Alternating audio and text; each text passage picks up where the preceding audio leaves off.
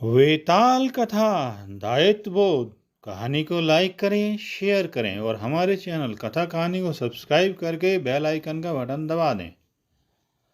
महाराजा विक्रमादित्य बिना थके वापस पेड़ के पास आए। उन्होंने शव को पेड़ से नीचे उतारा और उसे अपने कंधे पर रख लिया।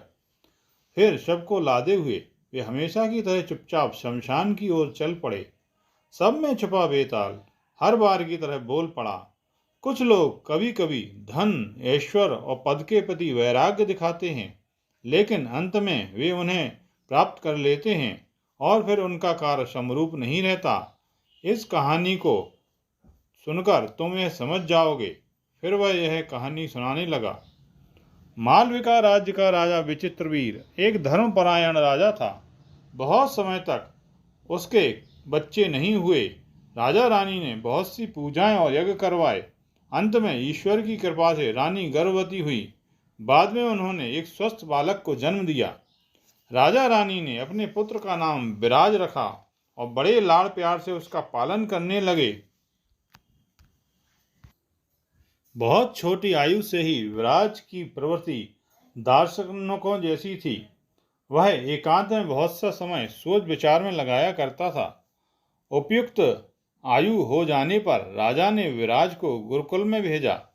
विराज ने किसी राजकुमार के लिए उपयुक्त सभी कलाएं सीख लीं, लेकिन उसने उनमें से किसी में भी बहुत गहरी रुचि न दिखाई। जब विचित्रवीर बूढ़े हो गए तब उन्होंने ऐसा अनुभव किया कि उनका प्रशासन अब पहले जैसा चुस्त नहीं था। उन्होंने तय किया कि वे राज्य के उत्तरदायित्व से मुक्त हो जाएंगे और अपने पुत्र विराज को राजगद्दी सौंप देंगे, जो युवा और सक्षम था।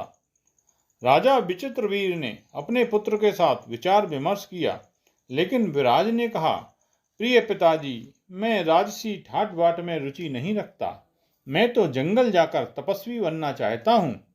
यह सुनकर राजा को गहरा अचंभा हुआ। प्रिय पुत्र, ये तुम क्या कह रहे हो? राज्य का शासन संभालना तुम्हारा उत्तरदायित्व है। तुम अभी जंगल जाकर तपस्या करने की आयु में नहीं पहुंचे हो। यह कहकर राजा ने उसे मनाने की चेष्टा की, लेकिन विराज राज तिलक के लिए तैयार नहीं था।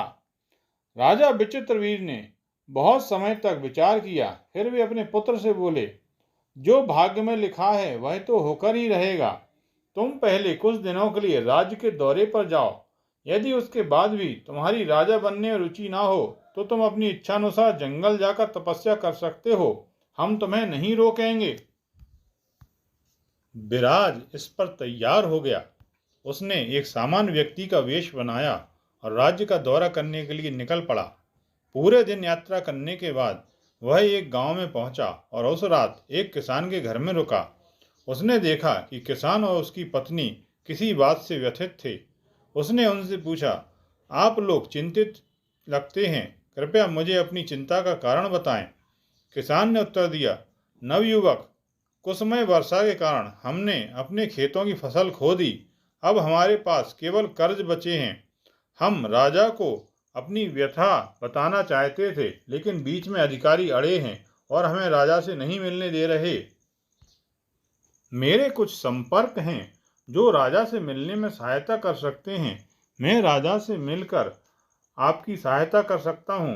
मैं उन्हें आपकी समस्या के बारे में बताऊंगा। कृपया चिंता न करें। यह आश्वासन सुनकर किसान और उसकी पत्नी को कुछ भरोसा हुआ और वे थोड़े प्रसन्न हुए। उन्होंने विराज से विनती की कि वह राजा से बात करना न भूले। रात बीतने के बाद विराज ने अपने वेश में ही उनसे विदा ली और आगे चल पड़ा। कुछ दिन की यात्रा के बाद वह एक रात एक ब्राह्मण के घर रुका। उसने देखा कि ब्राह्मण थोड़ी थोड़ी देर में अपनी पत्नी को दिलासा देता था। उत्सुकतावश विराज ने उससे पूछा कि क्या बात है। ब्राह्मण ने उत्तर दिया, हे नवयुवक, मैंने बहुत कष्ट उठाकर अपनी बेटी के विवाह के लिए 10,000 मुद्राएं बचाई थीं। एक सप्ताह पहले कुछ चोर मेरे घर में घुसकर वह धन चुरा ले गए। मेरी पत्नी इस बात से व्यथित है कि अब हम अपनी पुत्री का विवाह कैसे करेंगे। विराज ने आश्चर्यपूर्वक पूछा, आपने इस बारे में स्थानीय कोतवाल के पास नालिश दर्ज क्यों नहीं कराई? ब्राह्मण ने उत्तर दिया, स्थितियां इतनी बिगड़ गई हैं कि मुझे अपने वाद पर उसका ध्यान केंद्रित कराने के लिए कोतवाल को घूस देनी पड़ती। मेरे पास उसे घूस देने के लिए भी पर्याप्त धन नहीं है। हम बहुत चिंतित हैं कि क्या करें, क्योंकि हमें नहीं पता क्या करना चाहिए। श्रीमान, बहुत अच्छा होता यदि मेरे पास आपको देने के लिए कुछ और धन होता।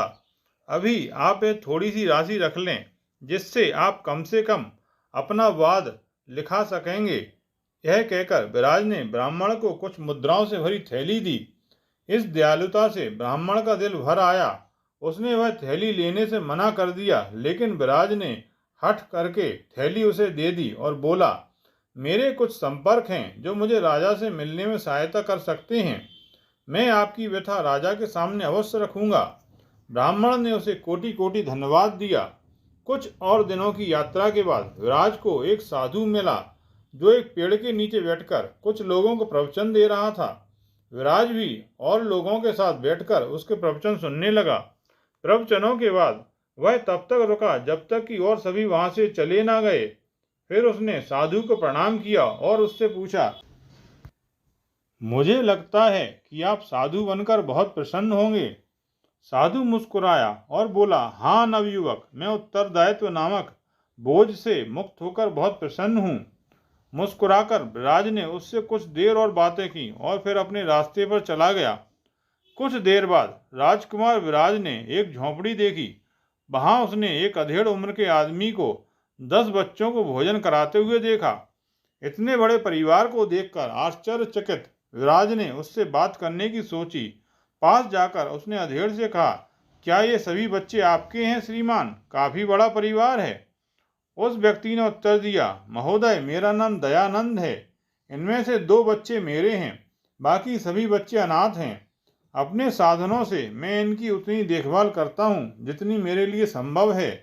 वास्तव में हमारा परिवार बड़ा है। फिर वह मुस्कुराया। विराज ने पूछा, लगता है आपके लिए अपने 2 बच्चों की ही देखभाल मुश्किल है। फिर क्या इन अनाथ बच्चों की देखभाल का दायित्व लेना आवश्यक है? दयानंद ने कहा, श्रीमान, अपने साथी मनुष्यों के प्रति चिंतित होना मेरा धर्म है। यह भार कैसे हो सकता है? मुझे इसमें बहुत आनंद मिलता है। आप भी हमारे साथ मिलकर हमारे सादा भोजन को लीजिए।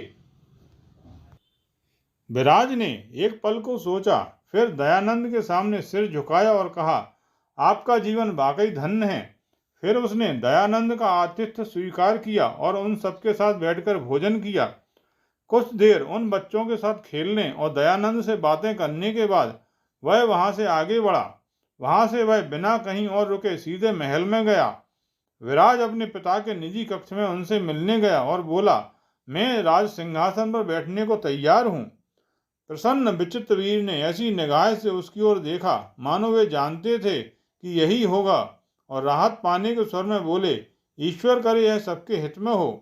गद्दी संभालने के बाद विराज ने सबसे पहले घूसखोर अधिकारियों पर लगाम लगाने का आदेश दिया। उसने रिश्वत लेने वालों को दंडित किया, चोरों को बंदी बनाया गया और उन्हें कारावास में डाल दिया गया। उसने करों की मात्रा उचित की और लोगों ने उसे एक सुयोग्य शासक के रूप में मान दिया। राज्य अब योग्य हाथों में था। इतनी कहानी सुनाकर वेताल ने कहा, राजा विक्रम, विराज दार्शनिक विचारों के साथ बड़ा हुआ था। उसमें राज्य का शासन करने के प्रति अरुचि थी। फिर अचानक उसका हृदय परिवर्तन होने और राजगद्दी का उत्तरदायित्व संभालने का कारण क्या था? क्या अब वह राजशाही को अलग दृष्टिकोण से देखता था?